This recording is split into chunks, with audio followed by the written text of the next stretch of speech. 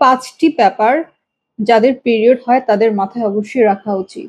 প্রথম কথা যে পিরিয়ডের সময় যে জিনিসটি ব্যবহার করছেন প্যাড হোক, ট্যাম্পন হোক সেটা অবশ্যই ইউজ করার আগে এবং ইউজ করার শেষে অবশ্যই হাত ভালো করে ধুয়ে নেবেন। দ্বিতীয় কথা হচ্ছে আপনি এ সময় কোনো টাইট ফিটিং কোনো জিন্স অর ডেনিম অথবা সিনথেটিক কিছু পরবেন না। সবসময় সুতির আন্ডার গার্মেন্টস পরার ট্রাই করবেন।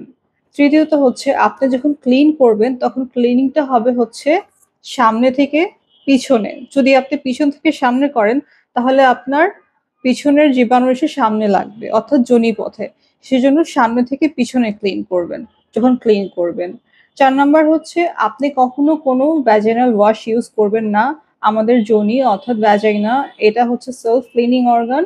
এতে করে কি হয় যদি আপনি ভ্যাজাইনা বেশি ওয়াশ করেন যে ভালো ব্যাকটেরিয়া গুলো মরে যায় তখন যে একটা সংক্রমণের ঝুঁকি বেড়ে যায়। আর সবচেয়ে ইম্পর্টেন্ট কথা অবশ্যই ৪ থেকে ৬ ঘন্টা পর আপনি প্যাড চেঞ্জ করবেন।